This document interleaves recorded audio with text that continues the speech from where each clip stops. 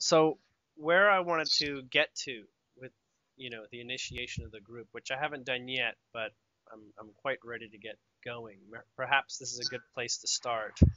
Is this place where there is a lot of people who know about the law of attraction, or they've been following Abraham, or even Bashar, or any individuals that have really found the conclusion of you are a product of the vibrations that come into manifest called circumstance, incidents, whatever. So whether it's physically manifested reality, it's something your five senses can interpret, right? And your brain interprets it, whether it's something you see, hear, taste, touch, or understand, right? Hmm. These all play to different levels of importance for everyone. So, with that in mind, we don't all share the exact same experience. That's obvious. But at the same time, we have spent a great deal of our lifetime trying to manage a collective understanding, right? Like each of us wishes that our vocabulary perfectly worked in sync with each other and always meant exactly what we hoped it would mean. But even words have multiple varying degrees of context and value, and so we're really like balls of spaghetti playing with each other, trying to find out what we have in common a good deal of the time. And so what we have is we have invitations of each other. We invite through language and through all sorts of experiences. We're inviting each other, and that's where we get to a place where we start to make a good deal of use of what other people bring, but there's a point where that becomes more important than what we bring. And so the place of what our heart is saying begins getting lost in the context of all the information that's going on around us. So we start losing touch of what we are, who we've come to be, and what your mind has agreed to play with in this game, in this reality. So your mind, being your ego, personality, whatever it is, has said, yes, I'll play this, I'll play this, I'll play this, but has clearly also said, I'm not going to play that. I don't like that. I don't like this. I don't like that.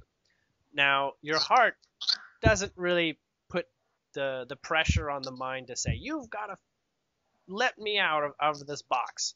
The heart feels that way sometimes, like, oh, my heart is bursting. Oh my gosh, large amounts of emotions and things like this. They're a sign that there is energy on the precipice and it feels trapped.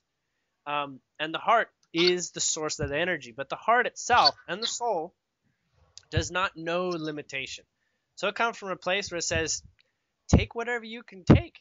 Ego, mind, whatever you can digest, you can have it. I'm unlimited.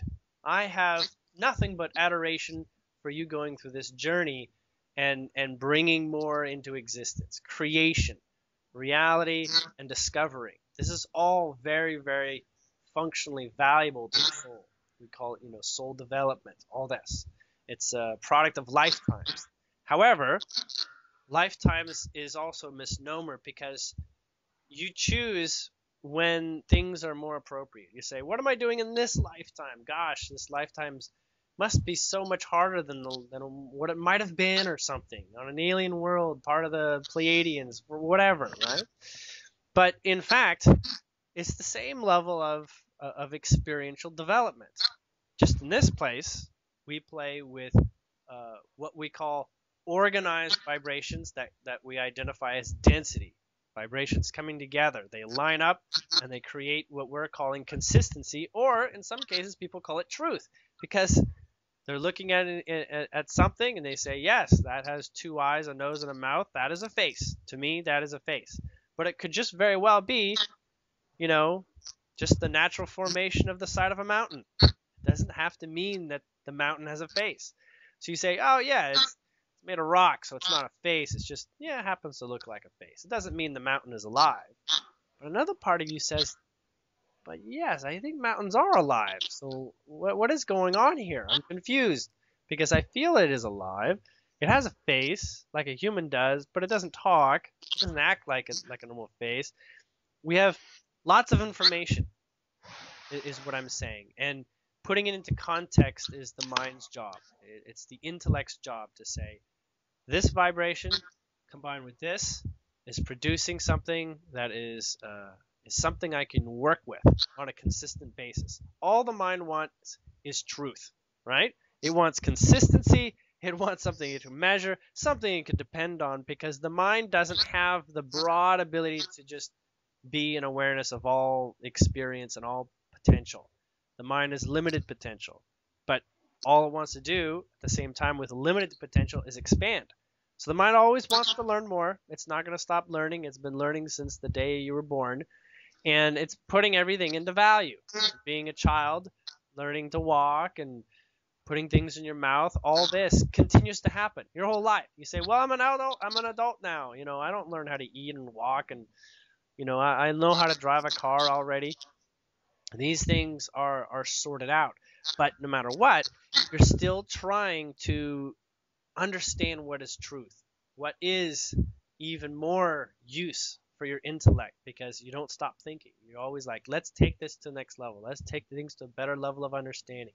And sometimes we identify this as what we call the spiritual path, because you get to a point where, yes, I understand politics, I understand, different cultures around the world. I got the basics down, but that's not enough. Like I want to go more. What is more of that? And you say, well, you become a scientist. You get a PhD. That's the continuing process of wanting to discover and put things in line to understand.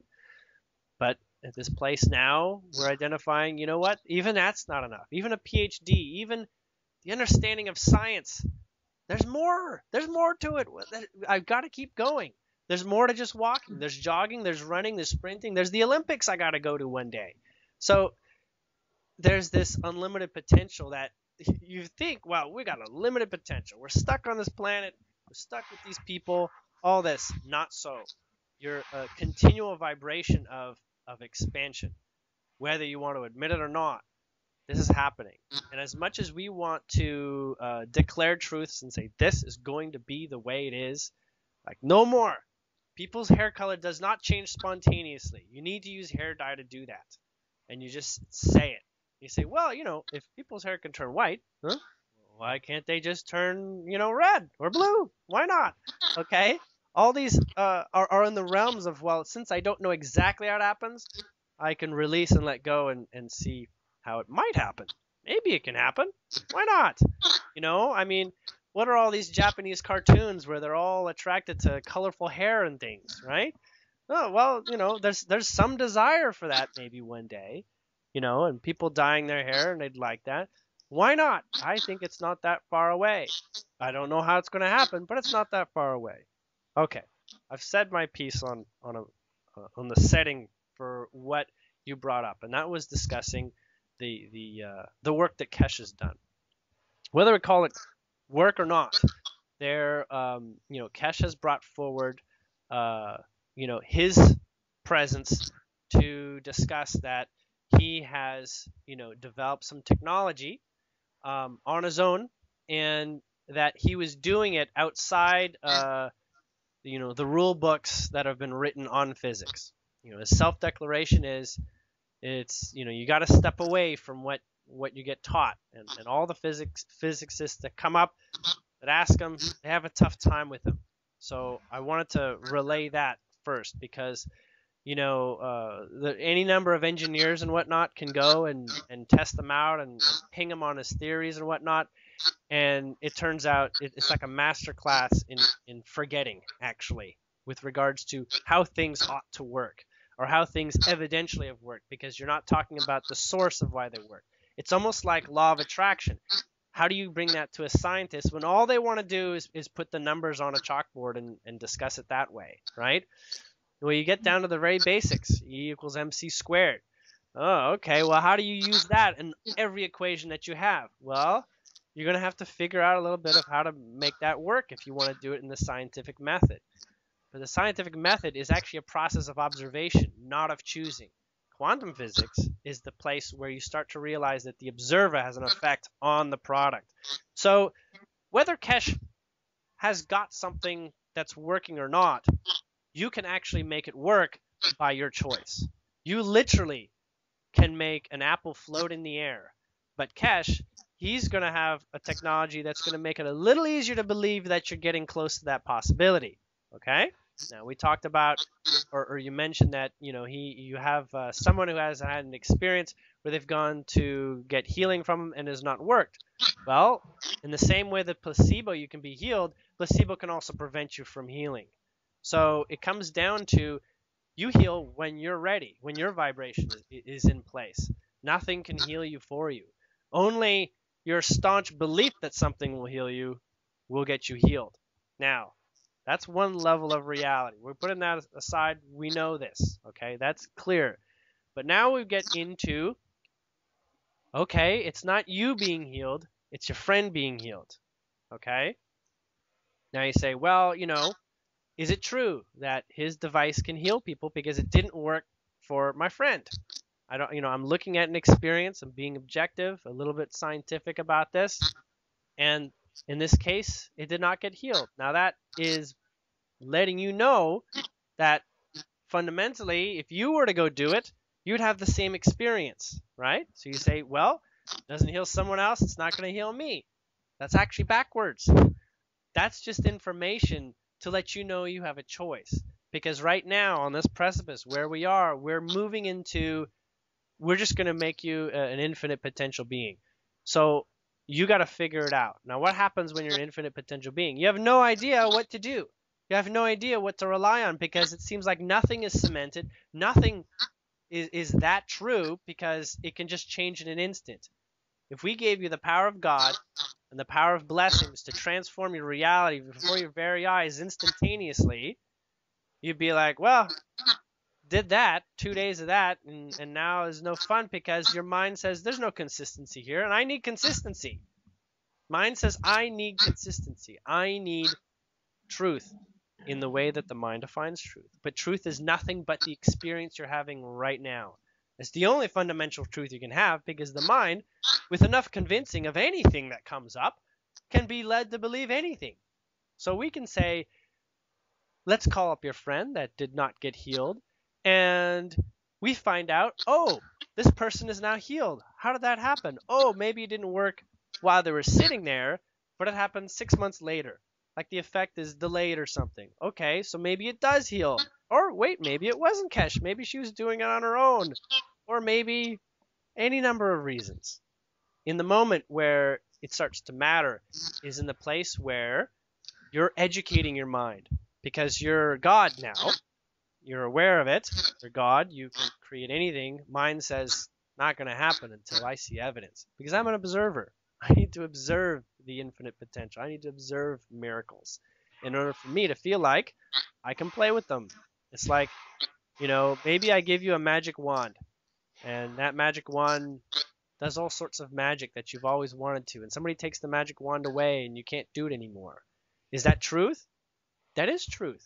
But it's also false because the wand is just a technology. At the same time, your belief is the greater technology beyond the aspect of the mind. So, what I wanted to bring up in talking here today is that you're referencing technology. That is basically magic grounded. Okay? It's like, I figured out the science. Well, I don't have to believe you. In fact, your science could be totally bunk. Or I could say, I believe you. I can say you invented a UFO. There's many people out there right now who have had exceptional experiences with technology, but no one wants to believe them, right? You're probably familiar with Ralph Ring and Yes. Otis T. Carr. Yes. Yes. Well, why is he not here right now? Why has he not led to a flying craft? Is that because he's bogus? Well, actually, no. The reality you get of him is that which you are ready to address in sort of like a faith-like way. We're going to call it faith, which is that place where you say, I don't need to figure out your science. I'm just going to let you do what you do. Okay? Now, on another level, he also has not produced results because there's lots of expert opinion that you're weighing more than the invitation he's given you to the idea that it can happen. So in some cases, expert opinion is nothing but a different reality. And if that's the one that makes you feel better, then that's the one that makes you feel better. You can go to the side of the scientist, and we can follow the internet and technology, and we can, go in that direction where, we have a magical world like Star Trek within a couple of years, or we can just do magic now, trust in our infinite nature, and use personal magic and start bending reality to our own whims, like like the ancient druids did. Okay, that is all within our realm. In fact, the realm of the fairies and the elves and all that I've connected with on multiple occasions, they can't wait for the technology of us realizing our inner nature. We're like all like Merlins to them, except we have amnesia, and they just can't stand it, to be quite honest. And so they're frustrated, and they tease us, and they play with us in some cases. But for the most part, they're like, there's no way I can wake up Merlin. He's the best wizard out there. He's got so much energy backing him. You don't screw with a wizard. He can do anything to you. On one level, they don't know what a firearm is. Say, boom, I shoot you dead, fairy. I can do that. It's like, wow, what amazing magic you have. They don't care about the technology. They don't know how you did it. But at the same time, they know your potential. They know human potential. And so they stepped out of the way because they can be easily eradicated, right? Because they're actually a service of a consciousness that does not hold as much energy in mind. You can say they're sort of like the insects and the animals. They don't hold the same potency of collecting their mind to create an experience and vibration. So they're kind of like not as intelligent, you might say. They're intuitive. They're in the flow. They know what they can do, and they're experts at it. They're great experts at it, and they can teach us a lot about a lot of earth nature magic and whatnot. And that's basically where witches and druids all got their information to begin with. They listened to the natural mystics that Earth summoned, and from other realms and things like this.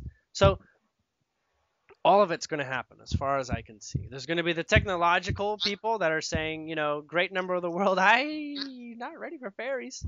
I'm not ready for, dimension jumping. But if it's labeled science and technology, I will walk through that Stargate, because I believe in the fact that it has been proven scientifically, and that's giving me faith in that reality and that truth. So lots of people move the direction of technology. But at the same time, there's all the mystics. There's all the people that want inner technology, the ability to heal oneself and heal others. That all taken into context, you're still the most important person for everything occurring. You're still the point of attraction for every possibility. And the best part is you can't screw up and feel like you've done something that you can't reverse, because the only truth is this moment. Yesterday is as good as a lie as me lying about something that could happen tomorrow. Okay? That's the fundamental, because the only truth is your present moment for your senses. Because like we discussed earlier, or I mentioned before earlier, your mind can change its attitude about anything with evidence. So we'll say, I do not believe in levitation. I believe it's possible, but I need to see an example.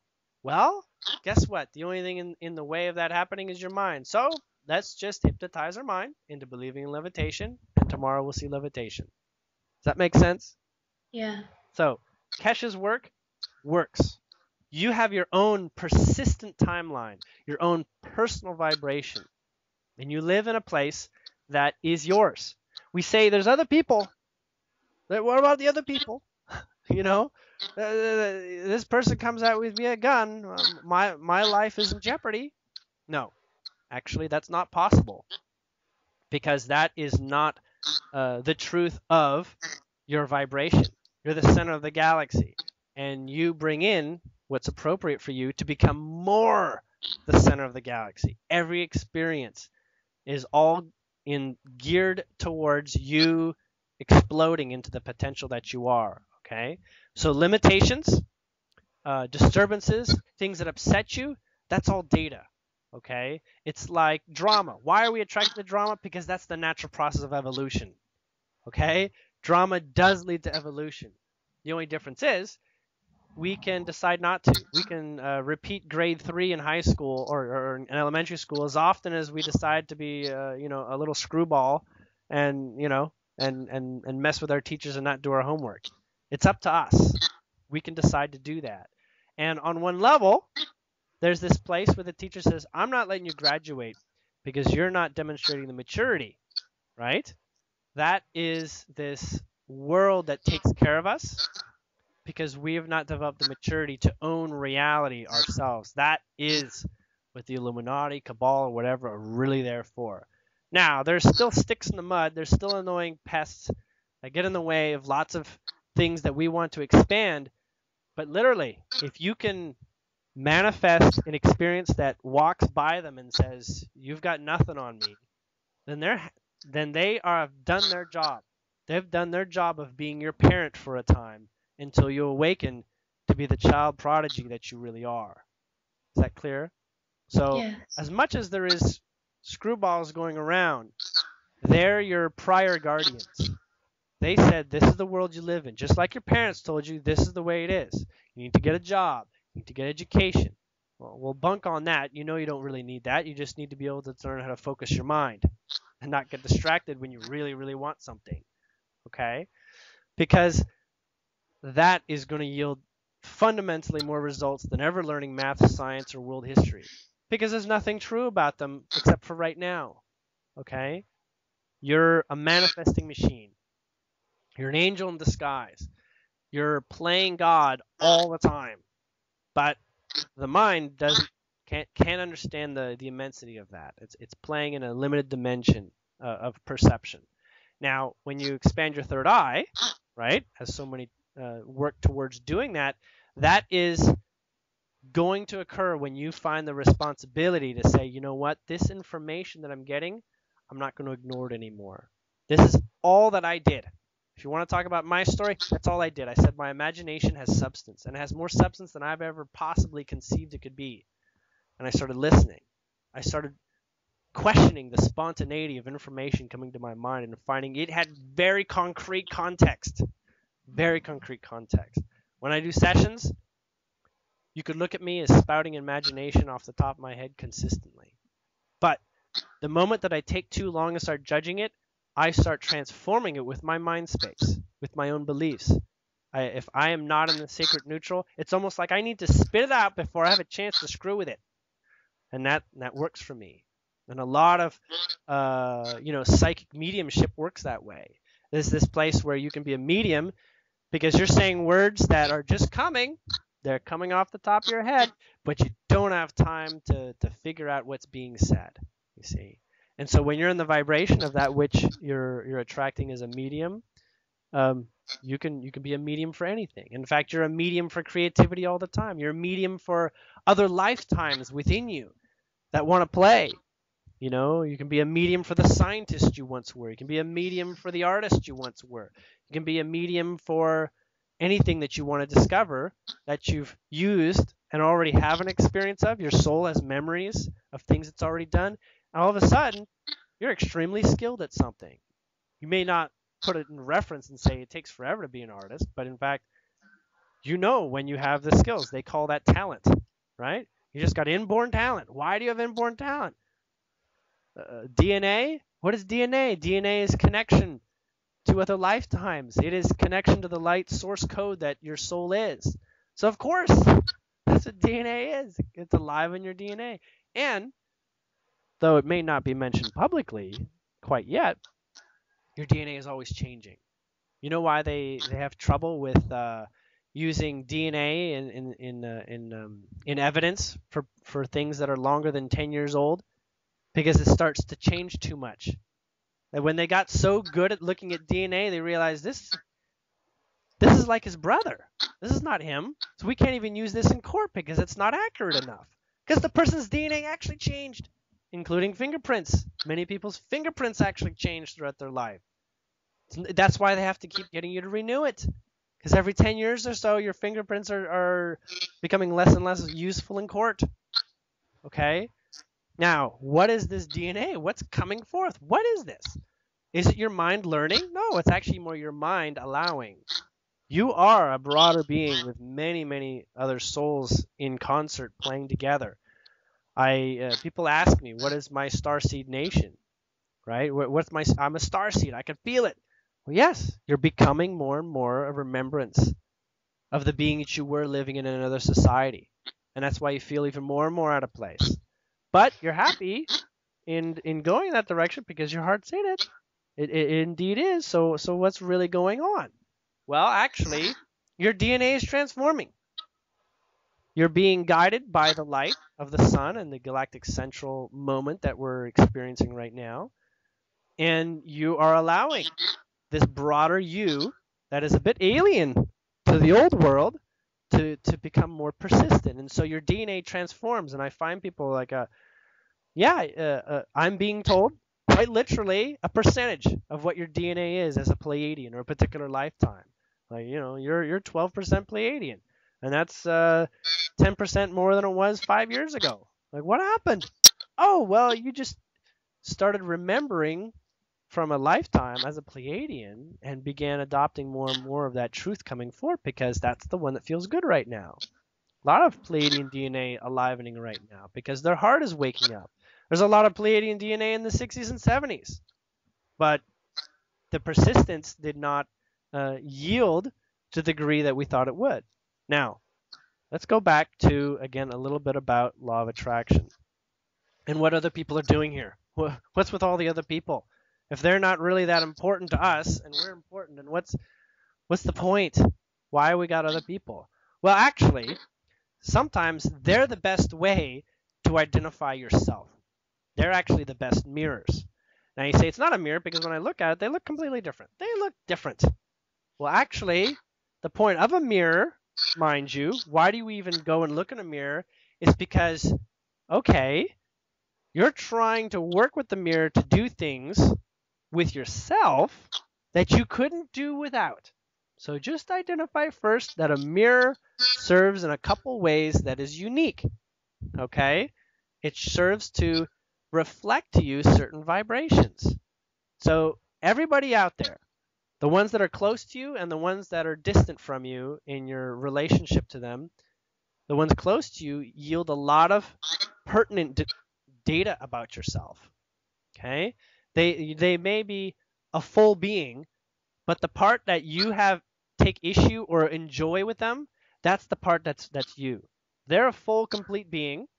They have lots of things that you're not and that you could not give a crap about, but there are things that you do give a crap about, and those ones are in you. Those ones are the vibrations that you keep summoning within them, okay?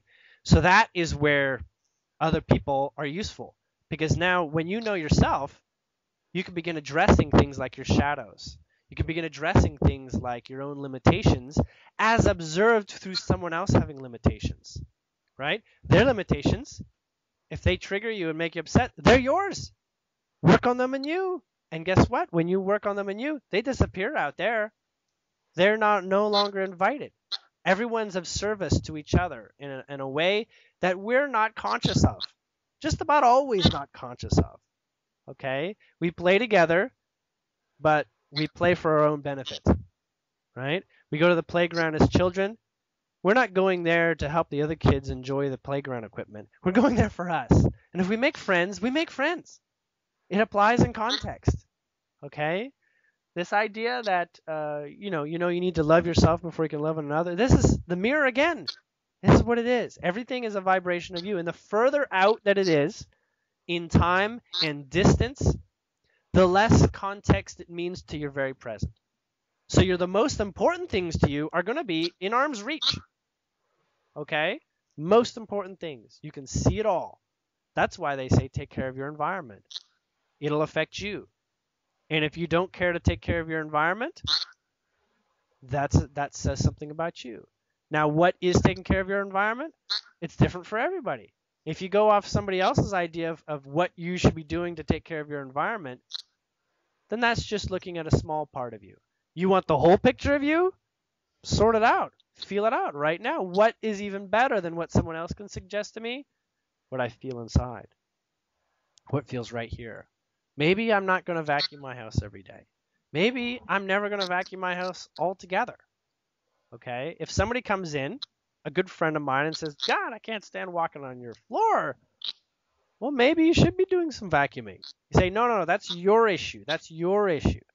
No, that showed up in front of you. It is yours too, to a smaller degree. Okay? You know you don't mind, but that's a part of you that actually is not wanting to put contrast and say, well, maybe I should do some of that, but you don't reason with it. Sometimes you just need identifiers in your outer field. So this idea that there's also a mirror also doesn't mean that it's not just them, it's not just their experience. You got them. You attracted them, bring that up. So a lot of people in the new age, they say, no, your problems are your problems. But honestly, if you experience their problems, you've got a little bit of that.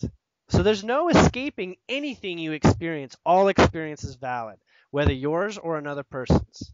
Okay? And they're as valid as you're ready to take on the challenge of what does that mean inside, because it's very hard to analyze ourselves, right?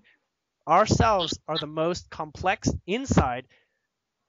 The most complicated thing in the world is us, is who we are, because we're so vast. Everything out there has nice little context, so you can look at it in bite-sized pieces, moments of time and distance. It's ideal. Us, oh man, you've got all of us all the time available to be discovered. Very, very big game to play there. But so we use the mirror to help us out, fix our makeup and do our hair. Okay, it's useful. That's the purpose of even having observations outside us. Now, going back to law of attraction, you say, well, okay, we got a problem here. This person is suffering, and I don't want them to suffer. But I don't want to look away and say, hey, that's your problem. Okay, it is part of your problem. If that person keeps showing you their busted leg, and you're like, no, that's your problem. I don't know how to fix legs, so you're on your own. The only thing I know to do is to help you put a splint in your leg, but I don't have those skills. Find the right person. We can be that way. But there's lots of information that does not play out in the obvious way that we were taught. A splint in the leg is more vibrationally, how did the person get the splint in the leg? How did they attract that? Because now you're talking a little bit more about attraction, right? Understanding, you're looking at a physical circumstance and you're asking, where did that come from? Because you can find out, because on one level, the first thing you were doing was saying, if I focus on you, I'm going to get my own busted leg. God damn it, if I focus on your pain, I'm going to get it, right? And law of attraction definitely works that way. But there's another place. There's a place where you can ease up and say, hold on a moment, there's information here.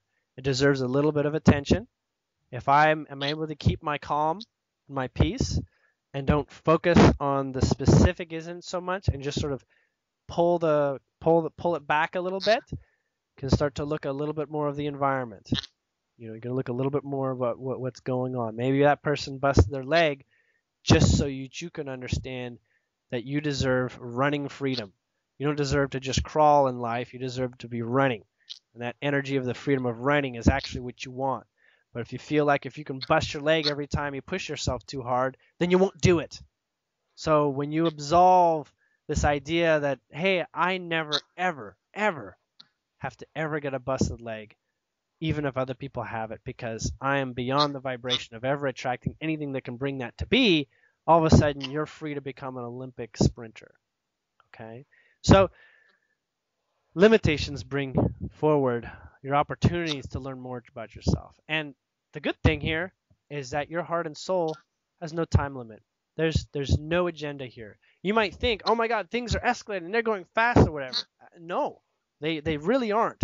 What they are is you're more ready day by day. You're more capable. You want your freedom and sovereignty to manifest and choose your reality, and you're actually more capable day by day. So it looks like things are getting more intense on many fronts. And why are they more intense? Because you can handle it. You can handle it, by golly, okay? There's nothing that comes forward that is fundamentally impossible for you to know, okay? So when you play in the realm of the world and you say, I want this, I want this, I want this. Law of attraction promised me I can get this. You're really just talking about self-hypnosis, okay? And what Abraham teaches is self-hypnosis techniques. Hold the thought, enjoy for 17 seconds, and you do that enough times, you got it. You got it going. And then there's the allowing. Then there's the don't spend 17 seconds thinking of the opposite because you just undid what you did, right? And that is what the mind does. It's weighing. It's a scale. It's like this is useful, this is not. This is useful, this is not. It's always weighing. Note the pattern. But hypnosis is an unconscious process. Hypnosis says, I'm not weighing it because I didn't even know it was happening. So that's where you get repetition, is hypnosis. That's where you get set yourself up for things that occur unconsciously, like writing on your wall, just saying, I love myself. Okay? You're like, I got graffiti on my wall. Subconsciously, it reads it. I do love myself. That's true. That is a vibration that's in me, and it happened, and it continues to build up, okay? So, and your entire environment is a reflection of you. So you can transform your environment to convince your mind you're someone else. You can. Like, for instance, we put you in the Taj Mahal for a weekend. Your vibration will change. Why? Because for a time, you'll feel like a queen, okay? And you can carry that with you. But the hypnotizing effect of your environment can return you back to who you were. So environment can hypnotize you too. Repetition can hypnotize you even if you don't care. If you choose a mantra and you repeat it, you'll get results. Whatever results you don't get will be the ones that say, you know what? At this point, hypnosis is not going to work because I'm too intelligent to look at this in this particular way. It's like, for instance, we'll say, hypnosis, you're going to fly tomorrow. And you say, whoa, whoa, whoa, no amount of repeating is going to get me to fly tomorrow. I don't care what you say. That is way too radical for me. That is not a step-by-step process of hypnosis based on layers of hypnotizing programs that get me to flying. Okay, we could, but we'll have to spend between now and the next 24 hours to assure it. And in your world, we can be assured you will fly. I'm not saying you have to jump off a cliff and you'll feel like flying for 5 seconds and you'll be dead. No, you will fly because your mind is letting go, and we'll go through every obstacle that lies between here and those potentials. And you say, but we got gravity. Okay, well, let's diffuse your belief on gravity. Well, we've got danger. Let's diffuse the fact that you have to fall. We've got millennia of experiences to suggest gravity is the most powerful force in the world. Well, then you're going to learn about how to control gravity. All these things. Okay, is this possible? You bet your bottom dollar it does. Okay? Literally. We are living in a world with the programs that offer us and have offered us a great technological world that we live in. We've got internet. We've got ability to cross the globe in planes and all this. Would it be that much harder to suggest that we could fly there ourselves? Just a little bit of Superman abilities. Why not? Maybe I'm afraid of falling. Maybe I got a problem with heights. I got a problem with heights. But if I fly only 10 feet above the ground, I might hit a tree when I decide to go too fast. I don't have the reflexes. Okay, so maybe not. Maybe you actually just work the way that UFOs do. It's very ideal because, UFOs create their own gravitational field. They can't actually crash into each other. When they go together, they go whoop, whoop. Because going like this, you'd say, whoa, you forced me out of the way, and then I went back into position. But because the center of gravity is inside, not from the outside, you don't get shook up when you do this near miss. But literally, it almost seems like you're passing through each other. I learned this dreaming about it, and they showed me, yeah, we don't crash into things. It's impossible. Our gravitational fields prevent us from crashing or feeling that we did a major deviation for a second.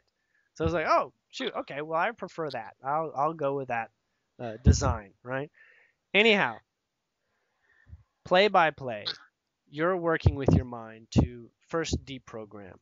as you're aware. There's been so much going on. It's kind of like learning, what did my parents really set me up for? Oh my God. And now there's a phase that comes as like the rebellious teenager. Well, I just hate everything you've done. You screwed up my life.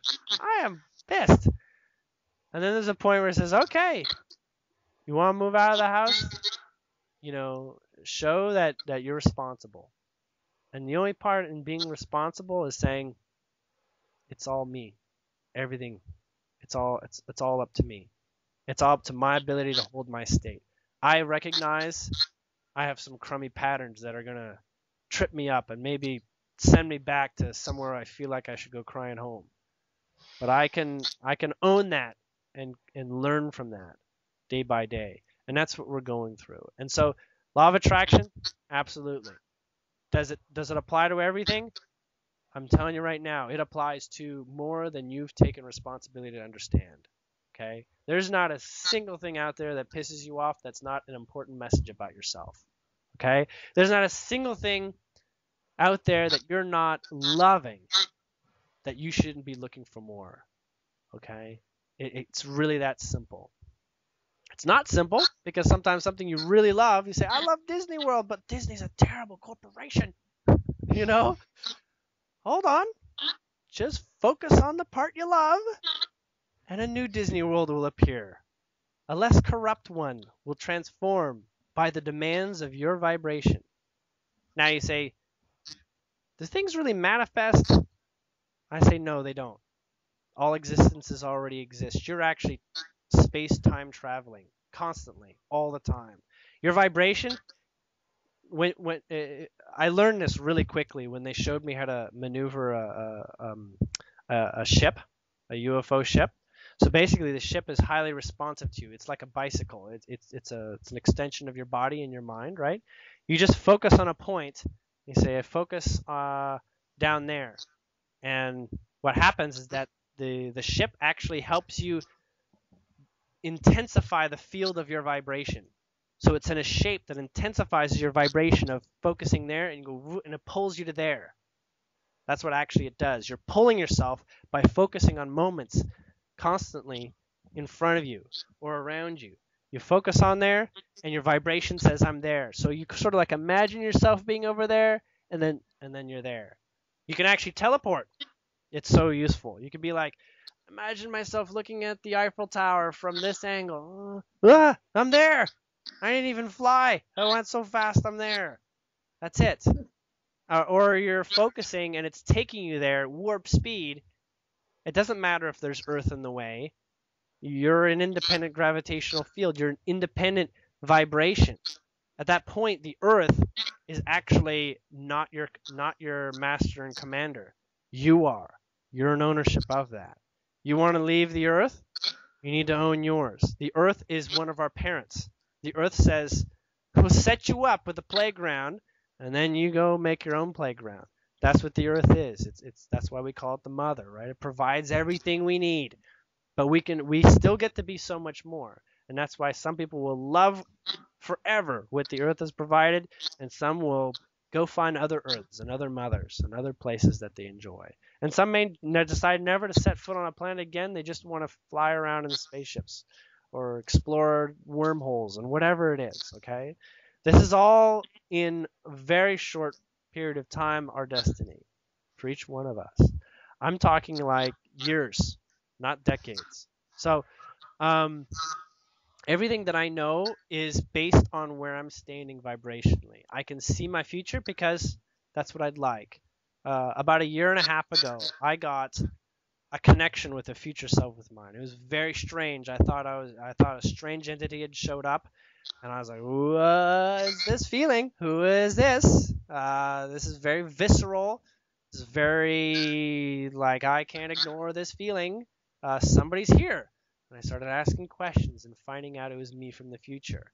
And I said, what? How far in the future? 17 years. 17 years? What the?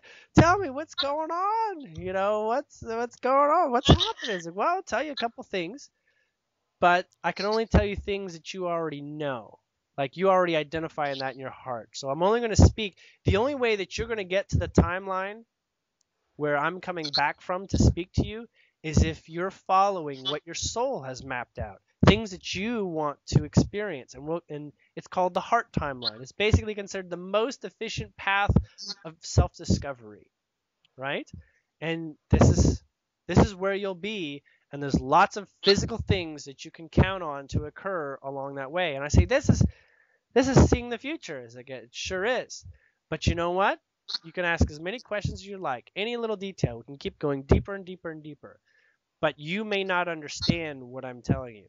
You may have to reveal and unlock some of these limitations within you to understand what I'm showing you. Otherwise, it's just going to be too abstract in your mind for me to share that information.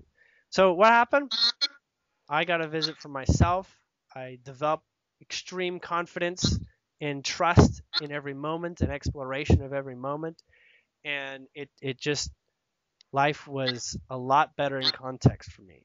Now, I'm sharing that even though many other people probably don't get to have that experience. It doesn't matter. I realize I don't think about it every day. I think about it every couple months maybe, that I could ask a question. But there are points in the future that I'm so in love with. Things that I know what happened with my children, things that happen with the people around me. I know what ends up being if I continue to follow my heart. And this is like, there is nothing that can suggest that I am not going to get that, because it's a North Star. It's a direction, right? And all the feelings of that. Now, there was one other thing that I found out. There's 3 or 4 major programs that continue to persist, that we have to review. We have to gain our sovereignty and vibration with. Okay, and these things, you're going to find out that a lot of your problems always tend to whittle down to these 3 or 4 vibrations. Okay, one is money. Okay, the illusion of money. It's not. Okay, you get everything you want. If it comes, if you're in vibration with yourself, the money will provide. The money will show up so that you can do it. Because maybe you haven't negotiated money out of your world altogether, right? Maybe you're like, I just don't have time to think about why money is not an issue. I just know it's not useful. So as long as you keep your mind not attracting the conscious requirements for attaining money, then money can come much more fluidly, right? As needed. It's like, I want to do something. Okay, when you're in vibration of believing you could do it, if it takes money, money will be there. It'll show up and it'll work. Okay? If you got a job and you believe, well, I only get money from my job, well, you're going to have to work on that. If that means quitting your job, maybe that's how you do it. But maybe you can do it without quitting your job, whatever. Maybe you find extracurricular activities that you enjoy with that bring money. It doesn't matter. Money is one of the traps. The other is the political system, which is basically the parenting laws and rules and all that sort of thing, right? It's this idea that there's a lot of good ideas in politics. Yes, there were. There definitely were. And yes, they're always evolving. They're always developing. And yes, they're always a vibration to who you are right now. So as much as you care to give attention to politics, like if you're into politics, then all that information is very pertinent to you and you should look into it. Not that you should feel that politics only changes because you vote. You vote by your energetic vibration. All right? Like, I don't have to put a ballot in to vote for the next president. I just have to vibrate, enjoy with the right one. If I put attention to the other one winning, well, I'm putting my vibrational ballot into the other one winning too. Okay? You always get the president you wanted if that's what matters to you. So when we look at the place where there is politicians or cabal or all that, they serve you. They're a reflection of you, so you get the version of them that's applicable. Since we're infinite, we can be both, criminal and priest at the same time. Okay? We get exactly the angle we give. And you say, no, but that person is a crooked priest. That's because you're supposed to understand that a little bit more, So, I'm getting a phone call at this time, and I gotta pick that up. So I'm gonna let you go. All right. Thank you.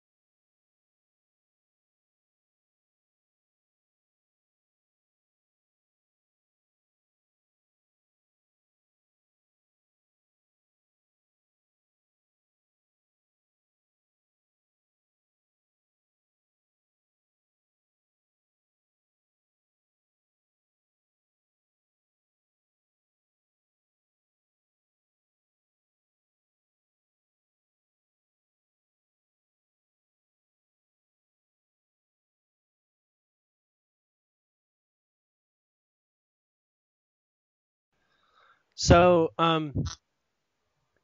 so in conclusion, we're talking about the law of attraction, which is really talking about your vibration. And when things don't work out quite as it seems, that just means there's more to learn, you know. And so this idea that teaches us patience, patience is a tool where we can take a moment to step back. Patience is a stepping back tool. That's really what it is, because it allows you to change the state of mind that perhaps is caught up in a problem, right? So that's why sometimes we get in a fight with someone and we just got to storm out of there because it's the only thing that's going to make it easier. That is the most appropriate modality in that place and time. So as that plays out, we already have this internal nature that helps us go through and solve things, but we're going to be facing these more and more as we challenge the three or four things that I was, that we're talking about. So the second one was the politics, was the control, feeling helpless in regards to that.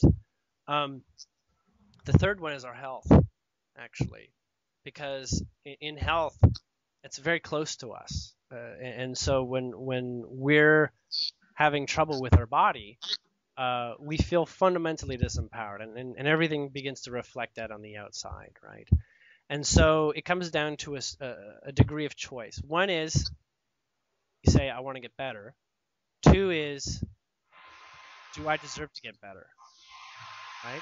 Because there's a position where we can't get better unless we're vibrationally in alignment with it. And you say, I deserve to be better.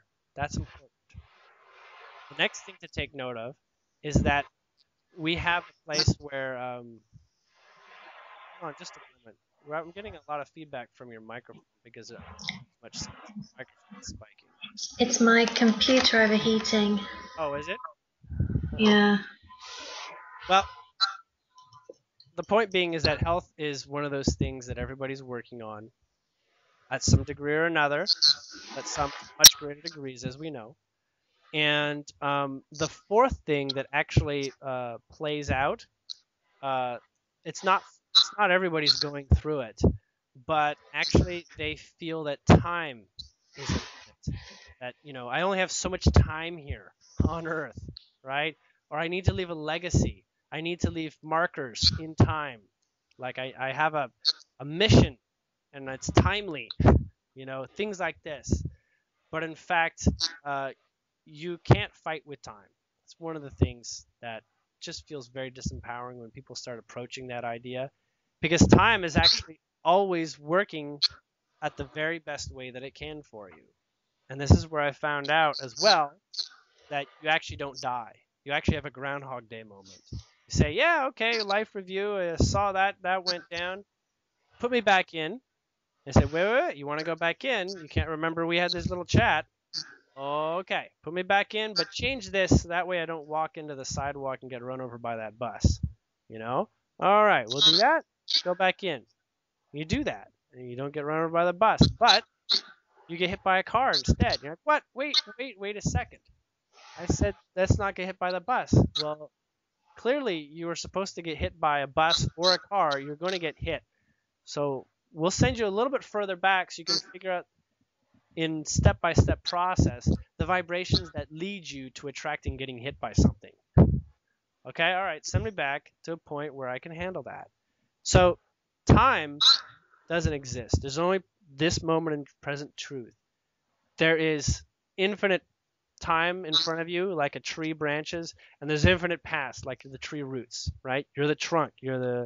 At eye level, when you look at a tree, that's where you are, right before the branches branch out. So all time is actually an experiment, and what you're living right now is the best possible conclusion of all projections. And when you learn to trust that is actually true, I know it's a first step for a couple people listening to this right now, that you're actually living the best possible life awakening moment out of all the millions of choices that you've adventured into the future and come back from. Excellent. And when you recognize that all your past moments are absolutely excellent, everything that you can actually remember is valid to this moment. Okay? If you have a memory, then it applies to your vibration. It's a part of you now. If you have access to it, then it is you. And if you have a problem with that memory, go ahead and see if you can't resolve it so that you don't have to think about it anymore in anything but a loving way. So, go for it in that sort of approach. Time doesn't exist. You can't die. You're immortal. No one can endanger you because you're a happy, infinite being. Okay? There is nothing to protect yourself from. There's no GMOs that'll ever kill you. There's no cigarettes that'll ever kill you. There's no person that can hunt you down with a gun and say you are going to jail, otherwise you're dead. There's no nukes that can come and kill you because you can always go back and groundhog your day back to the point where you don't attract it. But right now, this is where you are. Why is life so confusing and challenging? Because you're processing and you're making the best of your all possibilities to find yourself at the most awakened state. Finding out more about how to awaken and following that path of awakening and gaining knowledge is our inherent nature. It always was. We're growing beings. And the more that we get to these broader tiers of control through simple understanding, it keeps going, by the way. There's always puzzles, okay? As we keep going, then we gain a great handle on our past and our present moments. This whole idea with the Buddha, or someone is so zen that the present moment doesn't affect them, that doesn't mean they doesn't make choices. There's no like going and living in a cave just because you have an understanding of things. That is identified to give that message that you can be in the present moment and handle it, no limitations. What those individuals do not demonstrate, or that we don't give attention to, is how happy they are no matter what choice they make, because they're going to make the choice that's best for them. Their choice, whatever they make, is not necessarily the best choice for you. Okay? So you don't hear the stories that they made great choices in life. You don't hear that because that's theirs. If you were to hear that, you say, that's the best choice. That's the best choice. That guy, I'm going to do that. No. Stillness is often the best choice before you make a choice. Managing what's the stick in the mud is usually the best thing before you make a choice. And it's personal. You can share to other people how it's working. I do that. Share with other people how it's working for me. It's only going to help those that have a similar experience to me. Others, they won't come across it. They won't hit like on my Facebook. It doesn't matter. I don't bemoan the fact I don't have lots of followers or something. It doesn't apply. It applies as much as it's useful and as much as I recognize the change that's going on within me. Day by day, all my experiences are small, but all of them are perfect. All of them. Every word that I say, even if I start incessantly swearing all of a sudden, it applies to all the vibrations that are in connection to it. We'll say everyone that listens to it or something. Or if it's only the one person that I'm swearing incessantly to, it's appropriate in that vibration. So, permission to do anything you like, permission to really be free. Also know there's nothing that can set you in harm. All right? Everything's good here. And till the next time, take care. You too.